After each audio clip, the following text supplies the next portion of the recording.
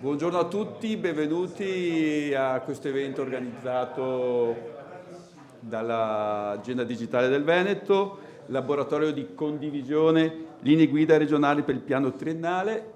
Ormai è una consuetudine che ripetiamo da diversi anni. Noi avviamo un percorso di ascolto con il territorio per poi costruire delle linee guida per il piano triennale dell'informatica nella pubblica amministrazione che mettiamo a disposizione di tutti gli enti locali. Questo è un po' il momento topico di questo percorso di ascolto e costruzione con il territorio e abbiamo deciso anche di fargli un posto iconico, importante non solo per la città di Padova ma per tutto il territorio del nord-est, che è lo Smart Competence Center. Quindi io lascerei la parola e ringrazio il Presidente del Smart Competence Center, la professoressa Eleonora Di Maria, che ci ospita e che ci dà anche l'opportunità poi di capire come anche il tema dell'industria 4.0, delle nuove tecnologie edge, si stanno diffondendo nella nostra manifattura. A te, Eleonora Di Maria.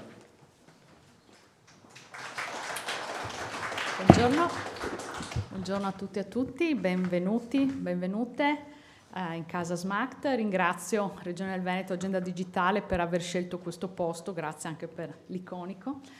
SMACT nasce appunto in un periodo che sembra adesso parlarne quasi preistoria, nasce con il primo piano Industria 4.0, oggi il panorama tecnologico, come sapete bene, è profondamente cambiato. Oggi SMACT è un ecosistema che riunisce tutte le università del nord-est, riunisce 100 tra partner pubblici e privati che riguardano, diciamo, che toccano con mano il tema delle tecnologie attraverso un ecosistema di tech provider. Ne abbiamo più di 60 che in qualche modo ci accompagnano e anche imprese manifatturiere, come si diceva. Negli ultimi 2 anni, grazie anche diciamo, alle risorse che il Competence Center ha potuto utilizzare con il PNRR, abbiamo accompagnato e sviluppato progetti di trasformazione digitale, che è un po' il tema dell'incontro di oggi. L'abbiamo fatto cercando in qualche modo di fare leva appunto sulle competenze ma anche sulle infrastrutture. Oggi avrete la possibilità, vi ringraziamo per averci fatto visita, di conoscere quelle che sono le realtà dei processi e delle tecnologie che abbiamo in qualche modo messo in campo. Siamo in un contesto di profonda trasformazione in cui il tema dell'accompagnamento alla trasformazione digitale è particolarmente significativo. Noi abbiamo lavorato e stiamo lavorando sia col mondo delle università che sono qua intorno, ma anche a livello nord-est, quindi negli ultimi 2 anni abbiamo accompagnato progetti di trasformazione digitale e di innovazione tecnologica, mettendo insieme più di 70 gruppi di ricerca, più di 200 progetti, ma abbiamo lavorato anche con le risorse PNRR per accompagnare il mondo della manifattura, il mondo delle piccole e medie imprese, ma anche delle grandi, rispetto a tematiche di rinnovamento, di rafforzamento della digitalizzazione su più fronti. Volevo citarvi 2 dati che secondo me sono interessanti anche per ragionare su questo diciamo, incontro che c'è anche tra una dimensione di territorio, no? Che è un po' la parola dell'incontro di oggi. Gli ultimi dati del Centro Studi Unioncamere del Veneto, un'indagine su oltre 2000 piccole e medie imprese manifatturiere, dice che un'impresa su 5 investe nel cloud, un 20% circa, 23% la prima investimento tecnologico in robotica, poi viene la cyber security e quindi il cloud. L'intelligenza artificiale è all'ultimo posto, 4%, ma nel giro di 3 anni si ribalterà un po' l'ordine di priorità, perché le piccole e medie imprese dicono: voglio mettere l'intelligenza artificiale al primo posto nei miei investimenti. Ora sapete che diciamo, possiamo leggere questi dati come positivi, nel senso che stiamo vedendo un territorio che si sta muovendo. In realtà c'è ancora molto da fare. Mi fa piacere appunto che siamo anche qui oggi insieme, perché ci dice che oggi, per ragionare sul tema dell'intelligenza artificiale anche sul cloud, bisogna lavorare su 2 fronti, ed è l'ambito anche all'interno del quale ci stiamo muovendo anche come Competence Center. Il primo è il tema delle infrastrutture. Oggi abbiamo, e lo vedrete appunto, dei dimostratori, almeno lato nostro, abbiamo delle tecnologie che si mettono in qualche modo in mostra, ma che devono essere attivate anche rispetto dei progetti. Abbiamo le infrastrutture non soltanto qua all'interno, ma ragioniamo anche in un'ottica di 5G, l'idea cioè che dobbiamo accompagnare, noi lo facciamo per la nostra parte, attraverso il rafforzamento di quelle che sono le tecnologie che abilitano poi le imprese ad utilizzare il digitale, per non parlare ovviamente dei temi della connessione, che però sono fuori del perimetro di Smart. L'altro tema è quello dei dati, nel senso che se noi vogliamo parlare di intelligenza artificiale e di cloud, dobbiamo immaginare un processo di trasformazione delle imprese in cui, e più in generale delle organizzazioni, che cercano di capire quali dati hanno a disposizione, come raccoglierli, come organizzarli e quindi anche attraverso l'intelligenza artificiale poi metterli a valore. Oggi ci sono delle sfide anche nuove, noi in parte lo facciamo attraverso lo sviluppo e il rafforzamento delle competenze, quindi quando poi le imprese si interfacciano con la regione, con gli enti locali, con i comuni, possano essere più pronte anche a capire il valore che c'è anche nei servizi digitali che poi la pubblica amministrazione mette a disposizione. Ci sono però anche altre sfide, penso ai temi legati al passaporto digitale del prodotto. L'Unione Europea nel 2027 chiederà che le imprese in qualche modo diano un passaporto digitale, che vuol dire avere dei dati, ma avere anche dei processi, per esempio a livello di filiera, a livello di reti, che intercettano e intersecano sempre più non soltanto relazioni tra imprese, ma certificazioni, autorizzazioni, dati che stanno anche nel mondo della pubblica amministrazione.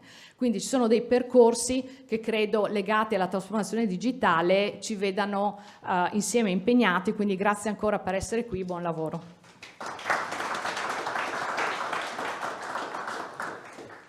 Grazie alla professoressa Di Maria che ha detto cose estremamente interessanti, ne riprendo due, c'è ancora molto da fare, su questo siamo tutti d'accordo, quindi siamo qui numerosi per questo e probabilmente quella percentuale, no, di 20% di piccole e medie imprese che usano il cloud e il 4% degli AI, se guardiamo i dati magari degli enti locali, dei comuni, sono percentuali più alte, grazie anche a, come sapete tutti, alle iniziative PNRR.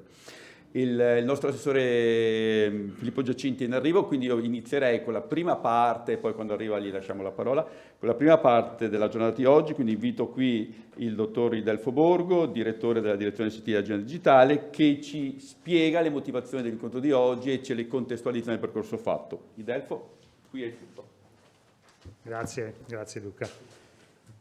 E condividere la trasformazione digitale è un tema abbastanza pesante, devo dire, perché poi alla fine ci siamo resi conti anche in questi anni qua che il trasformatore del digitale o il digitale, trattare il digitale non è un lavoro non è un tema per tutti, soprattutto perché ultimamente diciamo che anche tutta la produzione normativa a supporto di questo è abbastanza pesante. Se guardiamo solamente negli ultimi mesi nell'ambito anche della cyber security, quando cominci a parlare di security by design, significa qualsiasi pensiero che mi viene in mente di digitalizzare, trasformare, lo devo pensare sulla base di tutto un insieme di normative che sono abbastanza complesse. Quindi è un tema che purtroppo, se ci guardiamo, servono competenze e le competenze devono essere personale poi alla fine. Quindi il tema proprio anche della condividere la trasformazione per noi è un elemento fondamentale, perché poi quando ci guardiamo come pubblica amministrazione, tolta diciamo,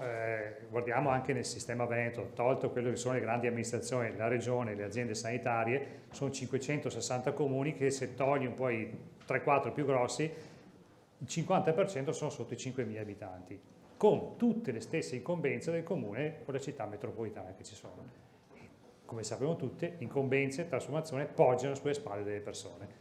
Se siamo fortunati le troviamo le spalle e dopodiché dobbiamo cercare di capire se ci sono anche le competenze. Quindi ecco, il tema della condivisione è un tema fondamentale questo proprio per noi. Quindi sono proprio questi momenti qua che ci aiutano anche di guardarci in faccia, cercare di capire quali sono anche le necessità e cercare di anche condividere obiettivi. E sappiamo benissimo che in realtà poi se vogliamo agire nel trasformare servono sì soldi, servono sì risorse, ma in realtà forse è l'ultimo diciamo, delle necessità, perché prima serve, noi l'abbiamo visto anche nella nostra esperienza, che alla fine se vogliamo agire proprio nella trasformazione dobbiamo cercare di condividere le infrastrutture tecnologiche, quindi che non sto parlando solamente di data center, infrastrutture tecnologiche poi sono anche piattaforme eccetera, Visto che abbiamo l'assessore, se io posso anche fermarmi, perché ho fatto proprio 30 secondi, quindi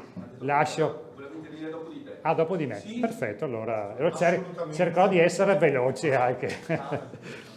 Volevo disturbare e interrompere. No, beh, ci fa piacere invece averla qui con noi, quindi grazie Assessore. E quindi stavo dicendo che il tema quindi che la condivisione non è solamente condivisione delle infrastrutture tecnologiche, ma anche condivisione anche di tutte quelle che sono le piattaforme. È chiaro però mettere a disposizione la tecnologia sì è il secondo step, il terzo step è quello che bisogna accompagnare l'introduzione della tecnologia cercando anche di collaborare con noi, dicendo appunto che le tecnologie, le competenze poggiano sulle spalle delle persone, dobbiamo cercare di creare tutta questa sinergia anche tra di noi in modo tale da accompagnare questa trasformazione, che è il tema proprio che ci vede oggi, quindi cercare di capire, mettersi insieme su obiettivi comuni e nel condividere tecnologie condividere anche le competenze. Chiaramente noi lavoriamo all'interno di un complesso quadro strategico. In primis abbiamo la nostra agenda digitale del Veneto e l'agenda 2025, ma vi assicuro che tra un po' anche il nostro interesse si trasformerà, proietterà verso il 2030, diciamo, no? E che chiaramente ha 4 basi fondamentali, 4 pilastri che sono i servizi, le competenze, le infrastrutture e i dati. Chiaramente poi questo, ci sono il secondo elemento fondamentale nel contesto internazionale, nazionale, è il piano triennale di informatica, appena uscito, è uscito alla fine dell'anno scorso, che in realtà avendo sì quei 4 pillar che ormai sono sempre costanti, nel cui c'è l'infrastruttura, le piattaforme, i servizi verso i cittadini, in realtà sono stati introdotti grandi novità. In primis chiaramente assieme ai dati che erano costanti anche precedente c'è l'intelligenza artificiale, perché proprio l'intelligenza artificiale, come si diceva, poggia proprio sui dati, vive sui dati e necessita dei dati. L'altro elemento, grosso elemento, invece, l'ha citato anche la professoressa Di Maria, è la cyber security. Questo è un altro elemento fondamentale. La sicurezza di tutto quello che facciamo diventa un must, soprattutto perché la normativa adesso ci impone regole e rigide anche responsabilità.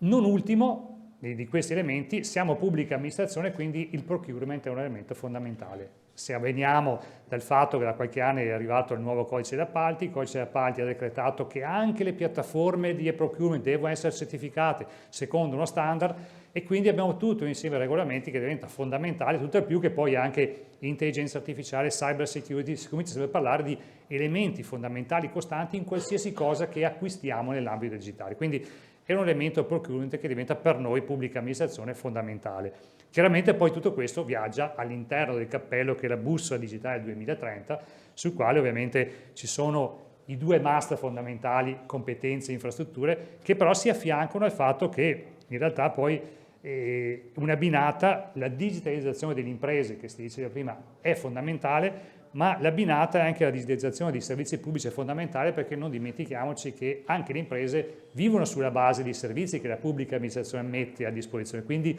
tutte le tematiche, digitalizzazione, semplificazione, sono degli elementi che questi dipendono anche da noi, quindi benché siamo pubblica amministrazione non è che possiamo togliersi completamente dal fatto che le imprese si arrangiano per conto loro, si arrangiano fino a un certo punto, dobbiamo cercare di aiutarle anche noi in questo, no?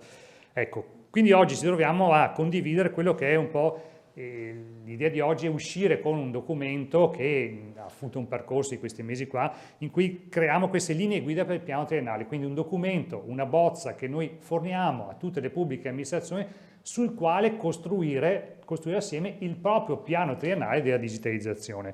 È un percorso che abbiamo fatto assieme, chiaramente anche coinvolgendo tutte le pubbliche amministrazioni che hanno partecipato, ma coinvolgendo anche le imprese. Fondamentale, noi siamo pubbliche amministrazioni, viviamo anche con la collaborazione delle imprese che lavorano nell'ambito dell'ICT, ma anche condividendo anche questi elementi, anche cercando di ascoltare anche i cittadini che sono i nostri destinatari principali anche dei loro fabbisogni.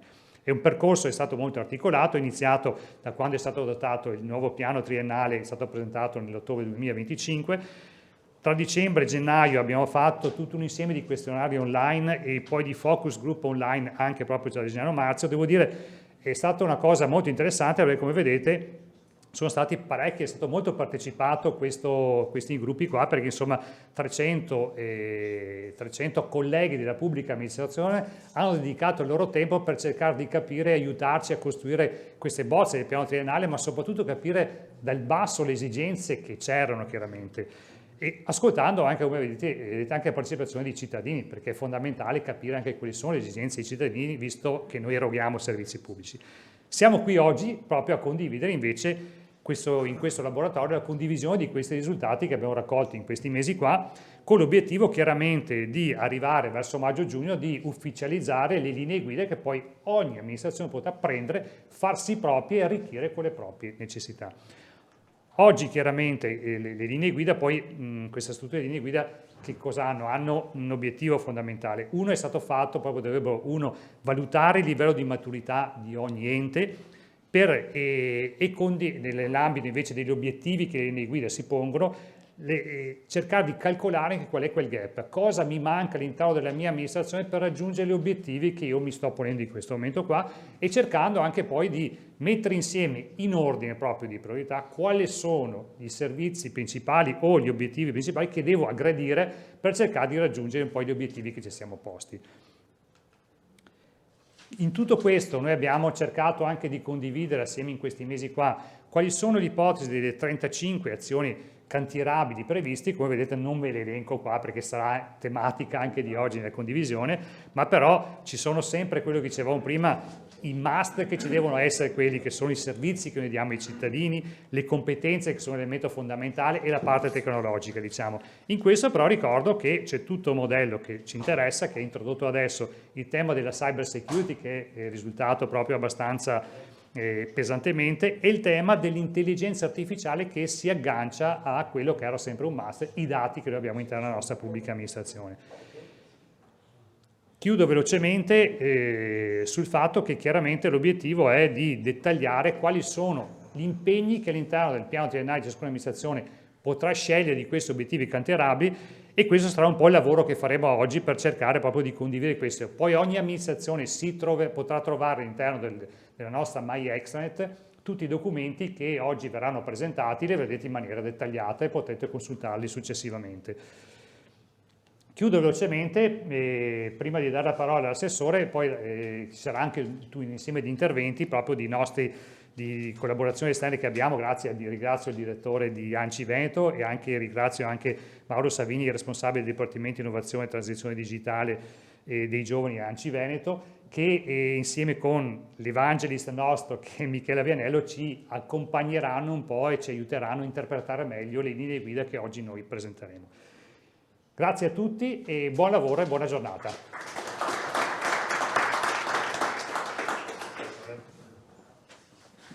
Buongiorno a tutti. Ecco, desidero innanzitutto ringraziare Smart Competence Center e la Presidente Leonora Di Maria per questa ospitalità di oggi. Ecco, credo che sia un momento molto importante. Mi piace anche l'idea del laboratorio della condivisione, perché poi condividere le informazioni, condividere quelle che sono poi le progettualità è fondamentale.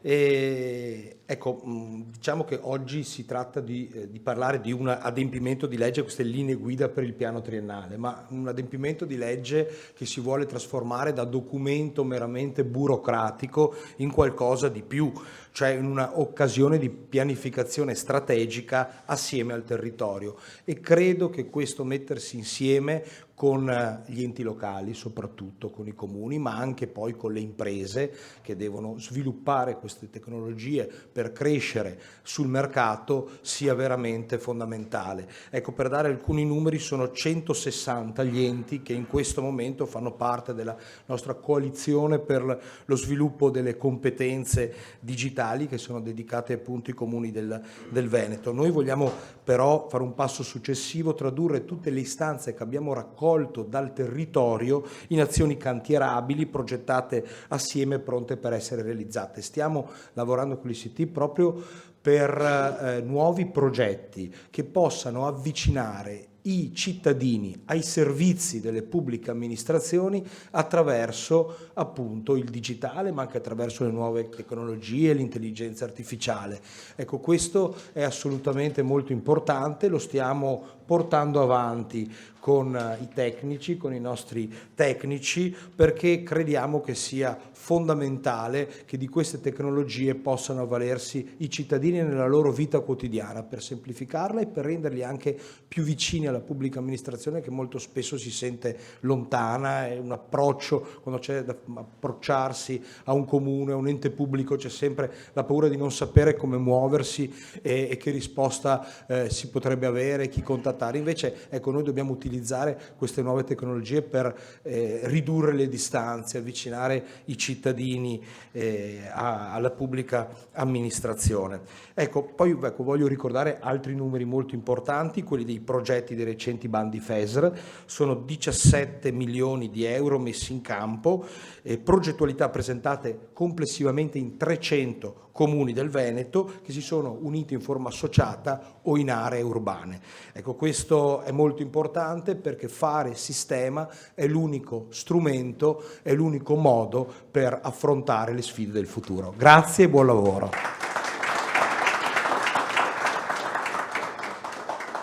Bene, grazie anche al nostro assessore Filippo Giacinti. Passerei la parola al direttore di ANCI Veneto, Carlo Rapicavoli, che ci presenta l'iniziativa che abbiamo portato avanti in questi anni, in questo percorso, ADV per te, orientamento per gli enti del territorio. Carlo?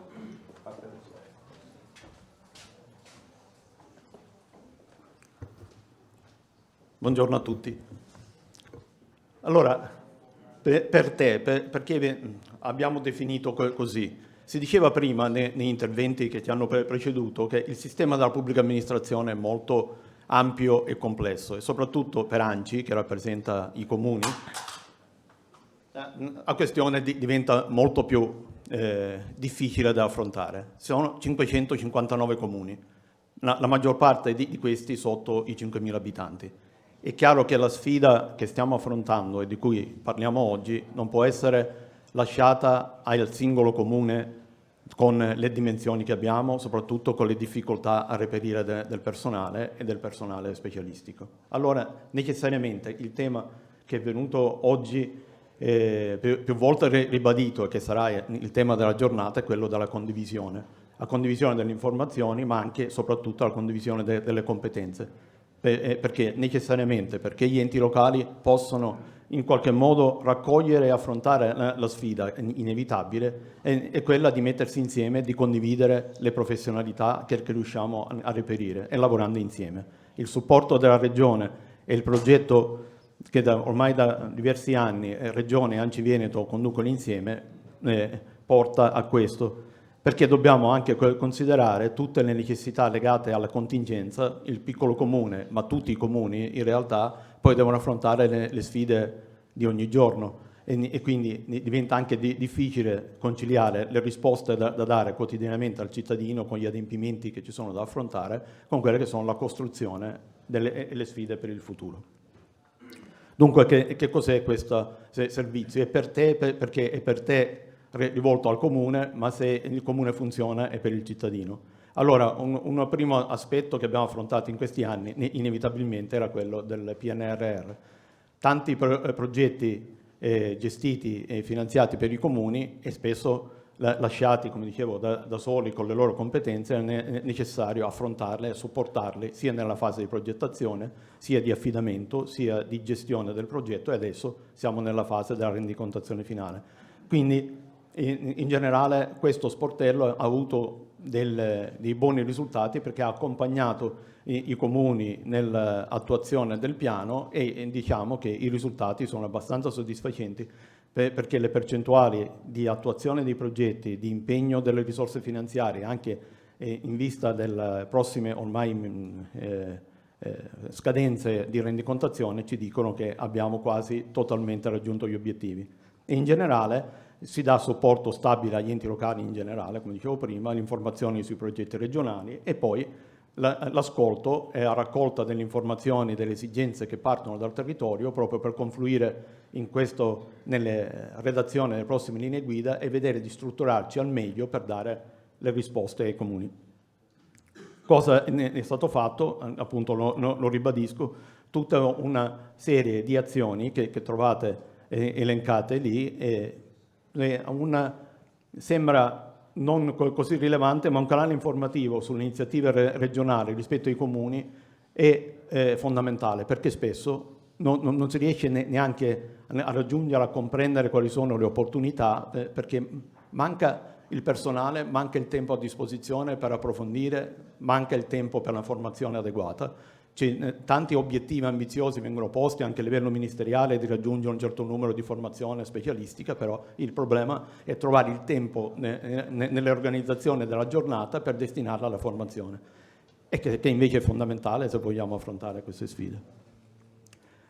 Allora, questo molto rapidamente cosa è stato fatto fino adesso. Vi dicevo rispetto ai fondi, il supporto adesso, siamo concentrati a dare supporto alla conclusione e al completamento di progetti legati al PNRR, perché appunto la scadenza è ormai prossima, l'assistenza per la programmazione regionale, per i bandi della futura programmazione, dell'attuale programmazione, l'assistenza sulle piattaforme regionali, la comunicazione e la mappatura dei fabbisogni.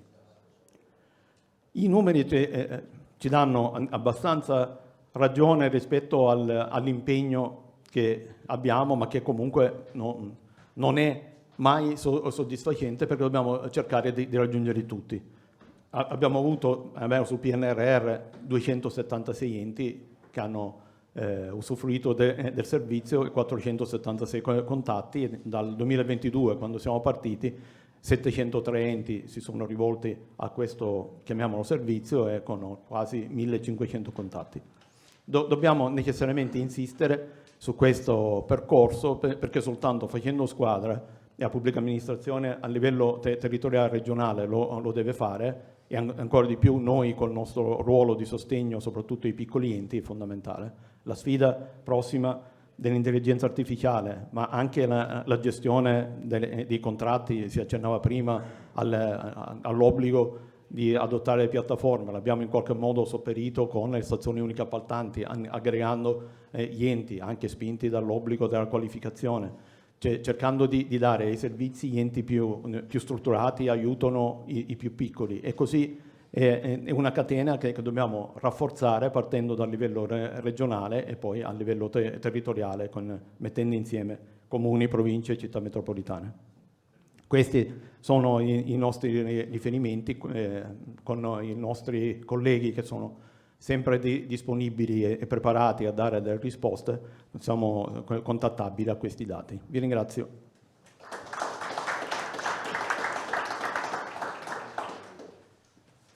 Sincero ringraziamento al dottor Abicavi, a Carlo, e come ha detto a tutta la squadra di ANCI che ci ha aiutato e ci aiuta in questo percorso importante di supporto per il territorio.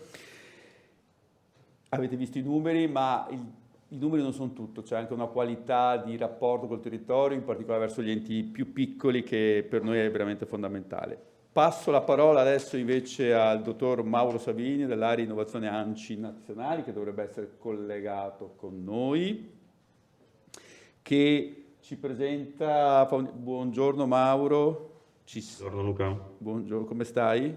Bene, ben trovato. Anche a te. Buongiorno a tutti.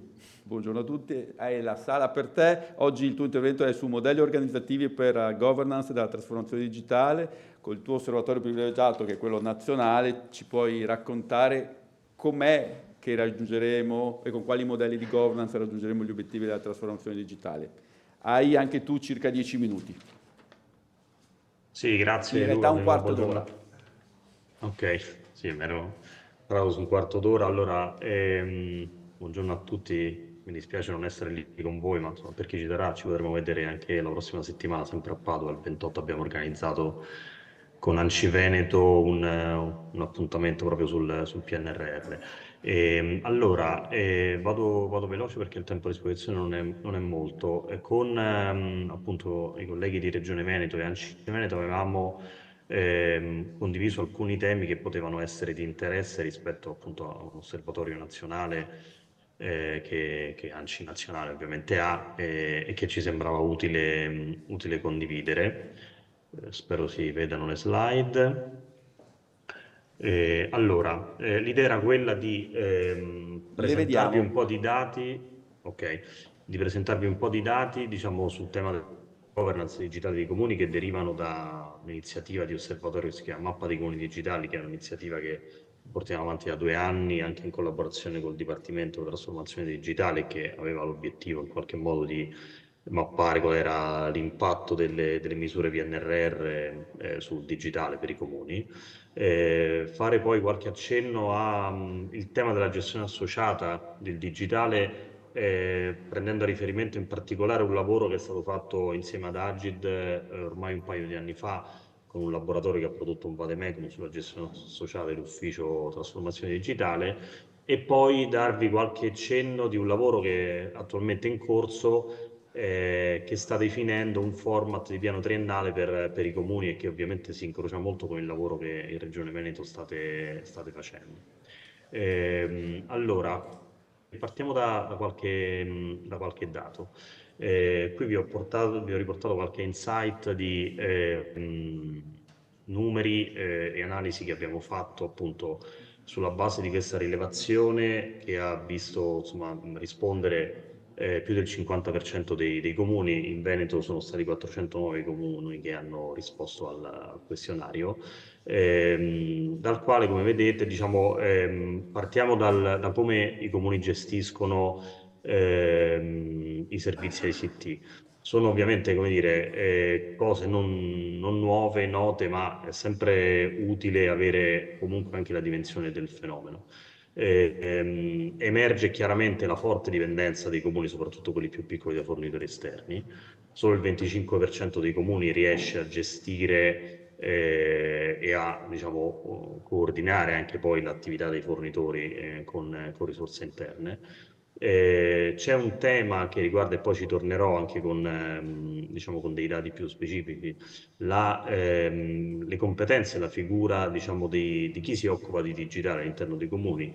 Come vedete, insomma, ho riportato una percentuale che riguarda i comuni sotto i 5.000 abitanti, e anche come, diciamo, abbiamo analizzato poi la figura del responsabile della transizione digitale, sia in termini di profilo professionale, ma anche in termini di ruolo che esercita all'interno dell'ente.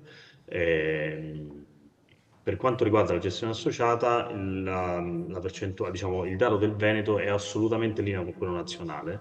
Sono poco più del 10% dei comuni che gestiscono l'ICT in forma associata.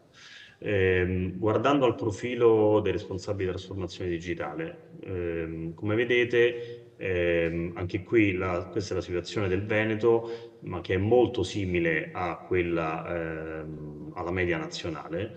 Circa il 70% dei comuni ha un RTD interno, ma che svolge anche un ruolo, diciamo, in altro servizio. Solo pochissimi comuni possono permettersi, tra virgolette, un RTD dedicato che possa esercitare solo quella funzione. La cosa interessante da notare è che solo il 5% dei comuni ha un RTD che svolge anche il ruolo di responsabile dell'IT, quindi responsabile del digitale. Questa è un'informazione importante rispetto poi ovviamente alle competenze di chi l'RTD ovviamente non deve per forza avere competenze come dire, ICT, perché è una figura anche di coordinamento, però comunque è un dato interessante da avere sotto mano. Il tema delle risorse è stato già accennato da chi mi ha preceduto. Qui, come vedete, siamo andati a vedere quanto è saturato, diciamo, la disponibilità di risorse operative dedicate ai servizi ICT rispetto a quello previsto da pianta organica.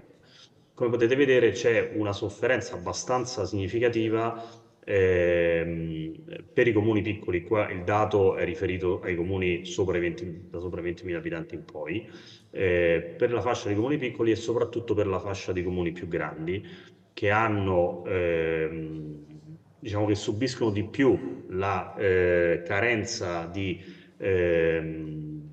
risorse con professionalità, diciamo, digitali all'interno del proprio organico, e soprattutto la difficoltà a reperirne, per una serie di motivi che vanno in particolare, diciamo che riguardano in particolare la poca attrattività del lavoro negli enti locali per figure che hanno alta specializzazione. Qui appunto ne parlavo prima, altro dato interessante è il profilo professionale di chi si occupa di sistemi informativi, cioè dei responsabili dei sistemi informativi. Come vedete, solo diciamo, i comuni grandi hanno una maggioranza di responsabili sistemi informativi con competenze di tipo tecnologico, mentre nelle altre fasce dimensionali, ovviamente con intensità diversa, prevalgono le figure amministrative o di tipo organizzativo e strategico. Qui qualche dato, scusate, questo è un po' densa questa slide, ma era solo per, ci tenevo a sottolineare un fatto. Come vedete, questi sono la rilevanza dei temi che sono inseriti all'interno dei documenti strategici, quindi DUP, piano triennale, PIAU per chi compila diciamo, la parte digitale all'interno del PIAU. Emerge il tema della sicurezza informatica come essenziale. C'è una cosa interessante che l'ho detto anche nel primo intervento, cioè diciamo, la rilevanza rispetto all'intelligenza artificiale. Questi sono dati di fine 2024, noi adesso stiamo elaborando quelli che abbiamo rilevato a fine 2025. Come vedete, l'intelligenza artificiale è ancora un tema diciamo, poco presente all'interno dei documenti di programmazione. Ci aspettiamo che questa rilevanza vada ad aumentare sempre di più. Questo diciamo, abbiamo anche delle indicazioni abbastanza precise da richieste di supporto che ci arrivano dai comuni che stanno aumentando in maniera esponenziale e che vanno ovviamente da diciamo, diversi aspetti che siano da una parte le modalità di utilizzo soprattutto della generativa all'interno diciamo, dei processi amministrativi e del personale, ma anche poi temi che riguardano la compliance normativa e relativa alla privacy rispetto alle procedure di procurement, su cui i comuni hanno ancora poche informazioni e riescono ancora a muoversi con una certa difficoltà rispetto all'offerta di mercato.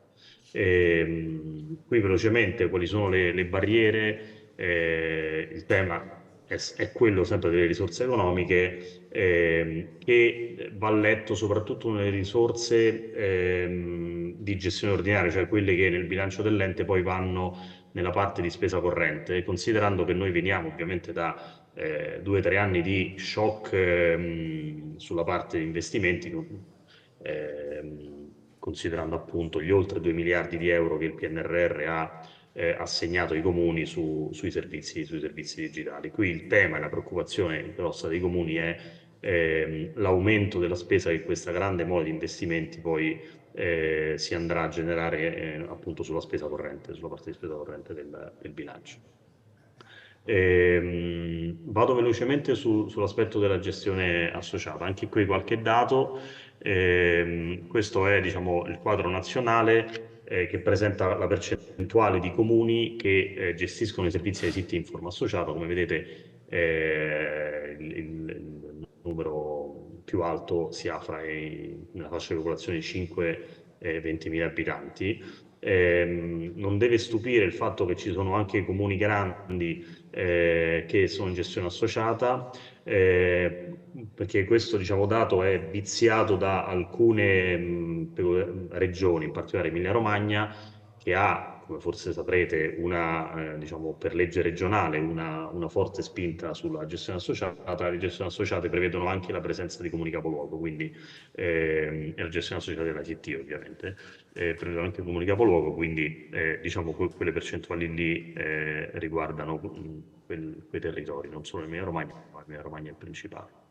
Qui vi ho messo una slide, insomma ce ne possono anche essere altre di dati che confermano comunque diciamo migliori performance dei comuni che sono in gestione associata sulla gestione dei servizi digitali. Come vedete se vedete diciamo, gli istogrammi di sinistra, ci sono performance migliori nella parte diciamo, di erogazione dei servizi digitali per i comuni che appunto sono in gestione associata e di conseguenza poi per le altre categorie. Allora, qualche evidenza che appunto noi abbiamo rilevato e che è emersa da questo laboratorio che è stato fatto con una ventina di amministrazioni ormai nel diciamo, cavallo fra 2024 e 2025, coordinato da Agid, che aveva appunto, era previsto diciamo, dal piano triennale nazionale e che appunto aveva l'obiettivo di individuare dei percorsi che promuovessero la gestione associata dell'RTD e dell'ufficio RTD. Questo vademecum contiene, oltre a un quadro normativo, appunto dei percorsi per l'individuazione dell'UTD e anche, infine, un format di convenzione fra enti per la nomina del responsabile della trasformazione digitale in forma associata.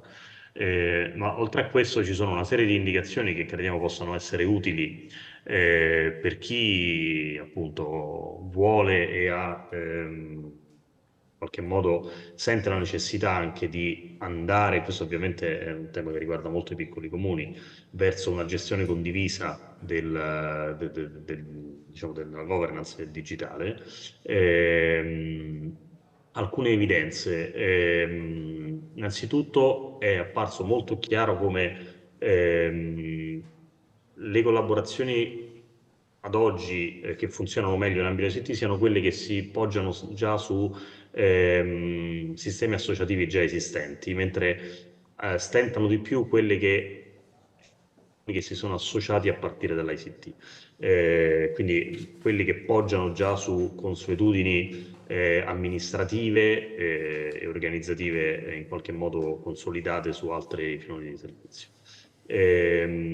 La dimensione che sembra dare le migliori performance, soprattutto in termini di efficienza risparmio, è quella diciamo, di gestioni associate che superano i 20.000 abitanti e che hanno diciamo, un ente trainante, quindi un ente eventualmente anche di maggiori dimensioni che fa da capofila ed emerge chiaramente come il ruolo della regione in ottica di facilitazione, di adozione di modelli condivisi, insomma il lavoro che state facendo in Regione Veneto sicuramente va in questa direzione, sia un fattore importante verso il successo di queste forme associative.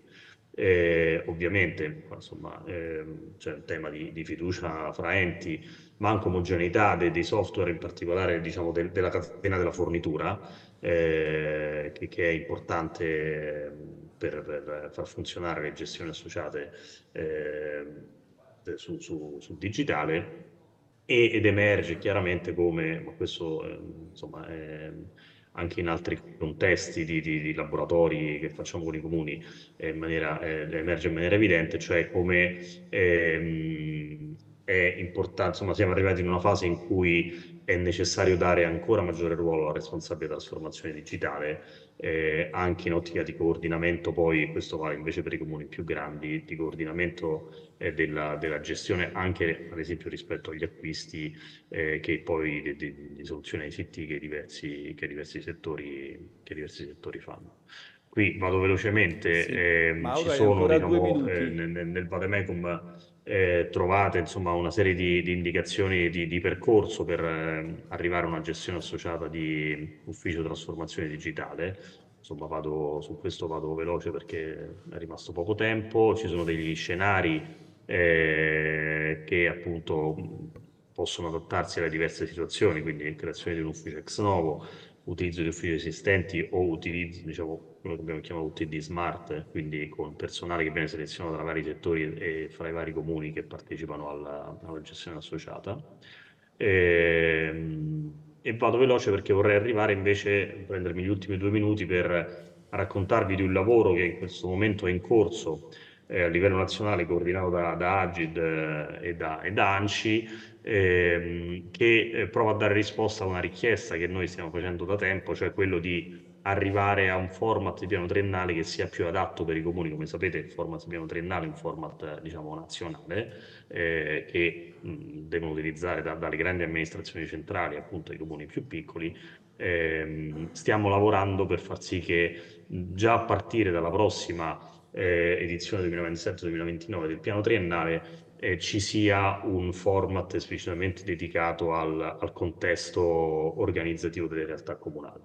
Quindi sarà un format che avrà una struttura appunto delle informazioni che si adattano al contesto organizzativo dei comuni e che sarà scalabile anche in base alle caratteristiche e alle dimensioni dell'ente. Sarà accompagnato da una checklist di orientamento alla redazione del piano triennale comunale, che è ad oggi già abbastanza consolidata. E questa è anche una nostra richiesta forte su cui abbiamo fatto una proposta anche di tipo tecnico-metodologico, avrà un'integrazione strutturale con il PIAO, al fine di appunto, diciamo, dare ancora maggiore centralità alla governance del digitale, inserendo anche poi diciamo, all'interno di quelle che sono le macrocategorie del PIAO i temi del digitale, e anche con l'obiettivo poi di semplificare il lavoro di redazione dei documenti di programmazione da parte dei comuni. Avrà infine, e qui concludo, anche diciamo, delle indicazioni su pratiche di monitoraggio che sono già in uso in alcuni comuni, con una motorizzazione delle stesse, questo per dare centralità anche poi alla capacità di monitorare l'avanzamento del processo di trasformazione digitale che i comuni possono portare avanti, appunto facendo riferimento a prassi che sono già consolidate in uso presso altre amministrazioni. Questo era un po', diciamo, un po' di informazioni che volevo riportarvi da quanto si sta facendo a livello centrale. Ovviamente siamo assolutamente, anzi, c'è molto interesse, almeno da parte di ANCI Nazionale, a capire poi quali sono le prassi che si sviluppano a livello regionale, per cui io mi prendo il compito, insieme poi ai colleghi di ANCI Veneto, di questo lavoro sul piano triennale lo concluderemo a giugno, per cui insomma massima disponibilità poi a presentarlo anche a livello di comuni di Regione Veneto insieme a Regione, per capire anche quali possono essere poi gli elementi di integrazione con il lavoro che state portando avanti. Grazie al dottor Salvini, gli farei un applauso perché gli spunti sono stati veramente numerosi, anche i punti di attenzione, penso a quello che è dedicato alla sostenibilità degli investimenti fatti col PNRR. Riprendo, ma solo perché ha detto la parola shock, no? Abbiamo ricevuto tante risorse nei nostri territori che in qualche modo adesso dovremo giustamente preoccuparci di capire come mantenerle, e diamo la nostra disponibilità anche per mettere a disposizione i modelli del nostro piano triennale fatti con i piccoli comuni e fatti con i comuni del Veneto, proprio per contribuire, che mi sembrava finalmente Agid ha capito che è vero che abbiamo una 10.000 amministrazioni pubbliche, non solo, se non di più in Italia, tra comuni, province, e non tutte sono uguali, quindi magari avere un format di piano triennale semplificato o diverso quantomeno per i piccoli comuni e per i comuni sicuramente è un passo in avanti, quindi grazie anche ad ANCI per questo spunto. Lascerei la parola al dottor Michele Vianello che ci presenta invece un'iniziativa di cui andiamo veramente molto orgogliosi, perché tutti noi ci preoccupiamo dei numeri, ci preoccupiamo dell'effetto scala, ci preoccupiamo di provare a essere sempre super efficienti, super tecnologici. Con il progetto PICO, che è l'acronimo di Piccoli Comuni, abbiamo voluto provare a investire e costruire un modello di coinvolgimento e inclusione di comuni veramente piccoli.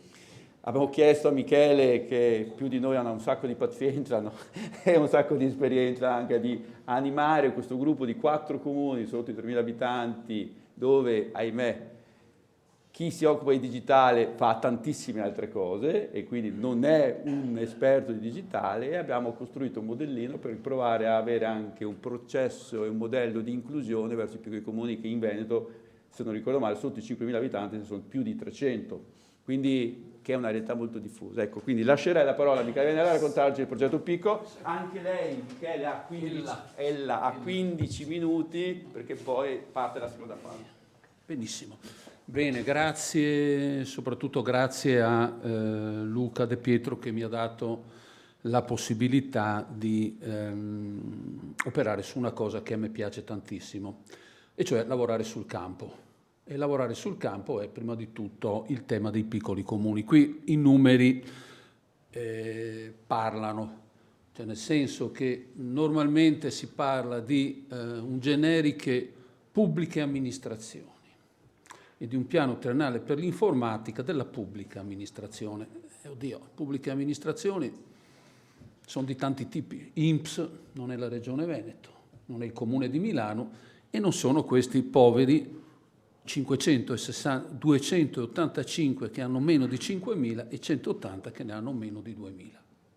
E qui i numeri fanno la differenza, cioè se in Veneto devo parlare di pubbliche amministrazioni, questa è la pubblica amministrazione, se devo stare in numeri, questa è la pubblica amministrazione.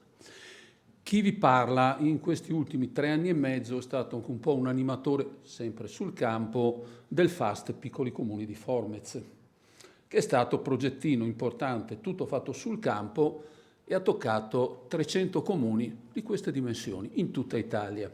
Come dico io, dalle Alpi alle Piramidi, cioè dal cuore della Sicilia fino alla Val d'Aosta. E chi vi parla, peraltro un bel po' di unioni comunali, soprattutto Friuli ed Emilia Romagna, devo dire tuttora ci lavoro benissimo in unioni, ma poi quando arriviamo a qualche comune che incrocio io, che ha 350 abitanti e un dipendente, devo dire che c'è un po' da discutere, però attenzione, se passano per la nostra cura, alla fine un po' di fondamentali li hanno. Certo che, come si diceva prima, c'è bisogno di accompagnamento. Concretamente, odio le slide, concretamente, come abbiamo operato? Tenete conto, abbiamo cominciato a lavorare grosso modo fra ottobre e novembre. Fine ottobre, inizio novembre, abbiamo concluso un mese fa. Questi 4 comuni che tutti voi vedete, siamo partiti da un punto, assessment. La prima cosa che io faccio è assessment, modello di assessment che va a verificare i loro fondamentali. Cosa interessa a me prima di fare il piano triennale per l'informatica? Apro e chiudo parentesi, Luca elegantemente l'ha detto prima, se volete un modello tipo per piccoli comuni è fatto. Lo stesso che abbiamo usato per Pico, nessunissimo problema, può essere messo a disposizione anche degli amici di ANCI, perché ci siamo accorti, ma io faccio sto mestiere da un po' di anni, che il piano triennale, quello generale, non va bene per quei comuni o va bene parzialmente. Vedrete poi nell'ultima slide dove invece io intendo si debba lavorare di più anche nei piccoli comuni e dove forse i piccoli comuni possono lavorare meglio rispetto ai grandi, ma lo vediamo prima. Quindi assessment, punto iniziale. Una volta fatto l'assessment, cioè a che punto sei, a quel punto c'è il piano triennale. Quindi a quel punto ognuno di questi comuni ha il proprio piano triennale per l'informatica. Attenzione, piano triennale per l'informatica che è già integrato nel PIAO, perché c'è tutta la parte del PIAO, valore pubblico, dove si chiedono gli obiettivi. Si usa un termine che io odio, perché parlare di digitalizzazione oggi è sbagliato. Oggi si parla di transizione al digitale, mi si consenta. Digitalizzazione è sostituire l'organizzazione che c'era con le macchine. Transizione al digitale è cambiare prima di tutto l'organizzazione, e il taglio del piano triennale che abbiamo fatto con loro è stato prima di tutto cambiare i processi organizzativi. Il migliore RTD è il ragioniere, se volete. Non è l'informatico, è il ragioniere del comune, per tanti motivi. È il miglior RTD disponibile, per motivi che non sto qui a dire, ma che capirete. Prima di tutto perché sa come è fatto il comune. Perché fare transizione al digitale è prima di tutto un atto organizzativo, un profondo atto organizzativo, e adottare un piano triennale è adottare prima di tutto uno strumento di programmazione. Non a caso è parte integrante del PIAO. Non a caso è parte integrante del PIAO. Terzo punto a cui mi sono dedicato molto, perché parte che a me piace tantissimo, è il tema della gestione documentale. Perché senza una corretta gestione documentale, transizione al digitale e la famosa intelligenza artificiale tu assolutamente non la fai. E non è semplicemente il problema di dare a tutti un manuale di gestione documentale, cosa che tutti loro adesso hanno. non è dare il manuale, quello standard che a volte vedo pubblicato in varie amministrazioni trasparenti, è dargli prima di tutto un altro atto organizzativo. Una corretta gestione documentale è fare organizzazione, è portarli tutti a fascicolare digitalmente, perché oggi i comuni, non solo quelli piccoli, vi prego, anche i grandi, non fascicolano digitalmente. E senza una corretta fascicolazione digitale di tutte le cose delle quali lui annuisce, perché loro sono state mie vittime un po' di anni, perché senza una corretta gestione documentale tu non vai da nessuna parte, quindi fascicolazione digitale. In giro vedo piani di fascicolazione per i quali rabbrividisco semplicemente, non sono piani di fascicolazione. Il piano di fascicolazione, stando alla 445 del 2000, è un altro grande atto organizzativo. C'entra niente le sovrintendenze, per piacere stiano distanti, è un atto organizzativo, autonomo, dice addirittura la legge. Ogni ente si dà l'organizzazione che vuole, è libero in questo. E devo dire, adesso questi piccoli comuni ce l'hanno. Poi applicarlo è un altro ragionamento, sono stati fra le nostre grinfie 4-5 mesi qui, percorso, ci vuole un po' di più. Li abbiamo addirittura assistiti in tutto il processo di compilazione del form Agid sullo stato di attuazione delle linee guida, raccontando la verità, cioè quello che erano davvero, senza raccontare storie di robe che avevano o non avevano. Ognuno di loro ha il proprio atto formale di responsabili gestione, responsabile organizzazione, RTD. L'evento conclusivo ha fatto il focus sulla parte su cui, secondo me, Luca ha usato come un termine interessante. Adesso dobbiamo industrializzare. Ed è la cosa che a me, onestamente, queste sono le 4 vittime che abbiamo, diciamo così, uso il termine vittime per usare scherzando. Cosa interessa un più a me? Dove dobbiamo lavorare? È questo. Partiamo da un presupposto. Tutti i comuni, anche quelli di piccole dimensioni, grazie ai fondi PNRR, oggi hanno un patrimonio che altrimenti prima non avrebbero mai potuto avere. Quello che mi angustia di più è, benissimo, e questo patrimonio adesso cosa ne facciamo? Non è solo mettiamoci altri soldi, è come utilizziamo quello che abbiamo. Se io giro e chiedo, sapete cos'è piattaforma nazionale dati? Non solo nei piccoli comuni, dappertutto. Non si sa cos'è piattaforma nazionale dati. E piattaforma nazionale dati è l'asset strategico delle pubbliche amministrazioni italiane. Punto. Ma piattaforma nazionale dati implica la fine dei software proprietari. Implica interoperabilità. Cioè tutto transita attraverso piattaforma nazionale dati. Piaccia o no, è tutto così. Perché in legge a tutti è scappato l'ultimo decreto 19 del 19 convertito. L'interoperabilità è un obbligo. Fin dalla progettazione dei software si introduce un nuovo articolo del CAD che sancisce una cosa. I software hanno l'interoperabilità con PDND come obbligo sanzionabile. Quindi attenzione che questo apre un ragionamento importante. Cosa ritengo ormai scontato? Perché quando faccio un piano ci sono delle cose scontate, delle cose strategiche e delle cose indispensabili. Io le divido in queste 3 grandi categorie. Ormai che tutti abbiano SPID e CIE, francamente lo do per scontato, è cosa che trovo. Poco c'è la valorizzazione di CIE invece, perché io che faccio anche alfabetizzazione digitale degli anziani a tempo perso in un po' di comuni, CIE è per loro un asset importante e devo dire mi sono commosso a vederli come si affannano con sta CIE a provare a entrare, devo dire. Però è un passo, tenete conto, come si citava Europa 2030, il target europeo è l'80% di popolazione che abbia un'identità digitale e CIE ci aiuta a risolvere questo problema. Se entro il 6 agosto poi sostituiamo tutto, in una qualche maniera abbiamo risolto uno di questi target. Poi, PagoPA ormai mi pare sia una cosa abbastanza conosciuta, lo sanno, girano un po' di IBAN ancora, ma poca roba.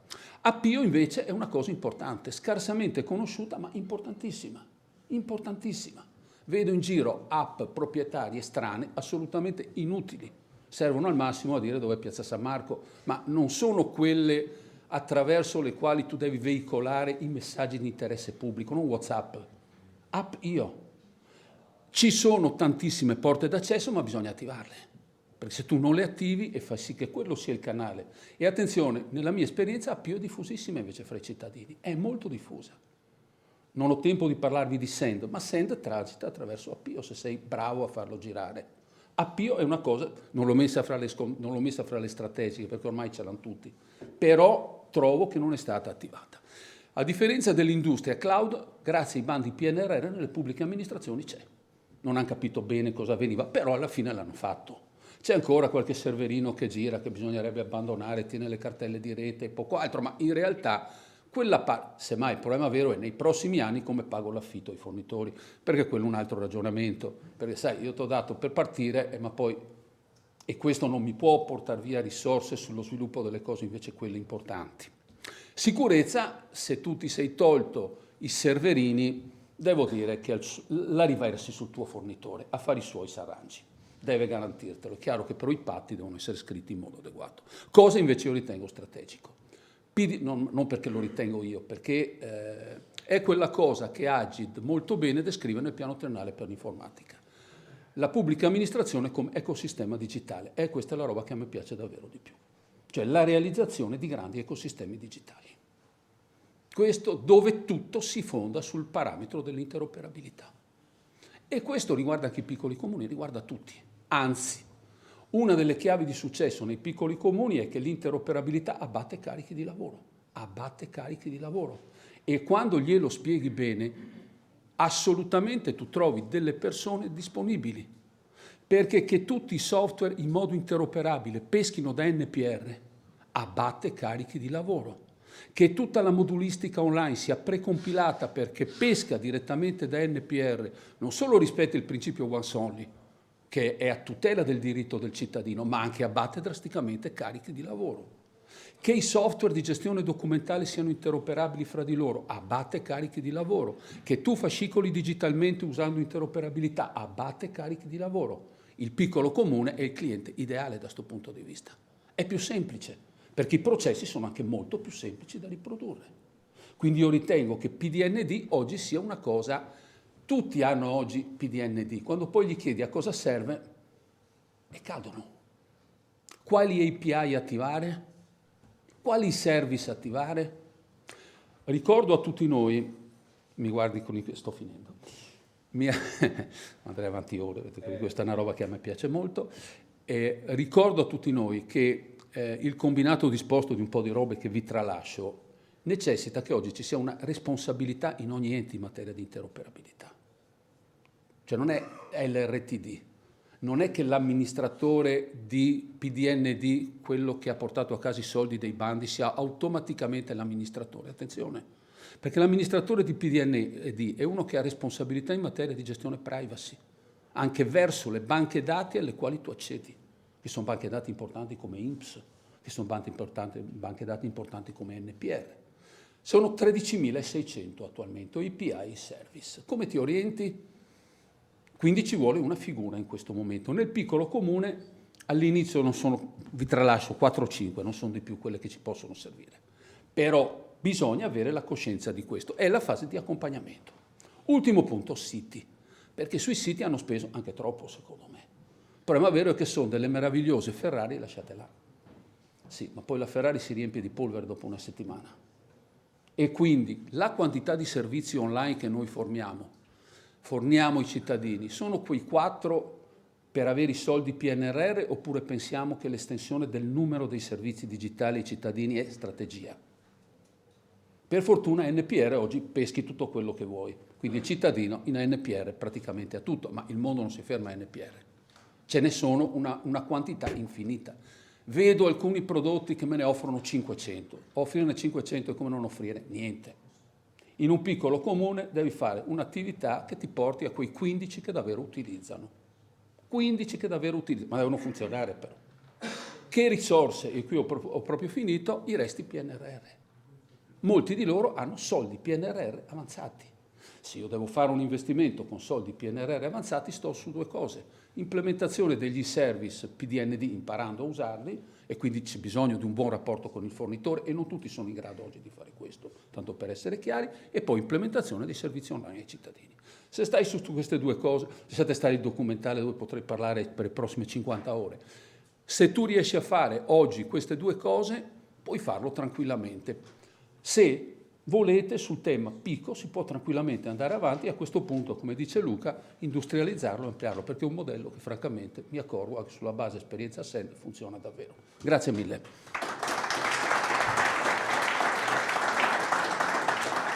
Bene, grazie a Michele che ci ha raccontato questa esperienza di questi piccoli 4 comuni sotto i 2500 abitanti e la sua esperienza diretta nel gestire questo loro adeguamento al nuovo piano triennale. Inizia la seconda parte della giornata di oggi, ci dividiamo in 3 gruppi. Un primo gruppo che riguarda la pubblica amministrazione, che è coordinato da... chiedo aiuto alla regia.